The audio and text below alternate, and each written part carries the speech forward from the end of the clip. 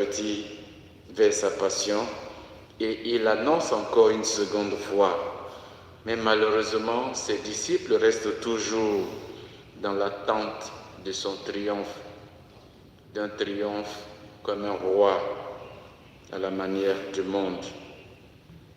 Et non seulement ils ratent de comprendre le vrai sens, ils ne comprennent pas quand le Christ leur annonce qu'il va souffrir, mourir, mais ils ne cherchent pas aussi à lui demander le vrai sens de cette annonce, de sa passion et de sa mort. Car pour eux, c'est vraiment impensable que le Fils de Dieu, le Messie de Dieu qui vient pour nous sauver, ait à souffrir et à mourir sur une croix aux mains des hommes, de ces hommes méchants. Effectivement, c'est ainsi le plan de Dieu. C'est le dessein de Dieu et ce dessein de Dieu est vraiment incroyable. Ces chemins, comme nous le savons, sont mystérieux. Ces chemins ne sont pas nos chemins. Et c'est pour cela que la parole de Dieu aujourd'hui nous invite à voir grand, à ouvrir nos yeux, nos oreilles de foi, non pas seulement nos oreilles et nos yeux de femmes et d'hommes de terre, mais à voir selon le plan de Dieu. Et selon ce plan de Dieu, le Messie qui vient pour sauver toute l'humanité, va nous conquérir, non pas par la force et la violence, mais avec amour.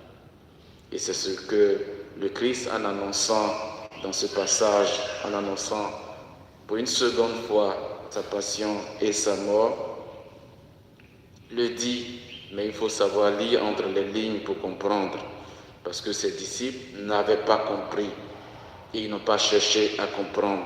Certainement, nous aussi qui sommes ses disciples en ce 21e siècle, peut-être nous ne comprenons pas.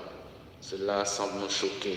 Celui qui vient nous sauver, il va mourir des mains des injustes. Parce que si nous ne comprenons pas, nous pouvons ressembler à ces disciples qui gardaient en tête seulement peut-être un triomphe à la manière du monde, un triomphe d'un Messie royal, un roi qui vient renverser tous ses ennemis, comme nous sommes habitués à le voir dans nos nations africaines, où un renverse un autre pour prendre sa place par des coups d'État et autres choses. Et ses disciples restent un peu dans cette mentalité. Mais Jésus-Christ vient comme un roi qui va régner avec amour et qui va nous conquérir avec amour.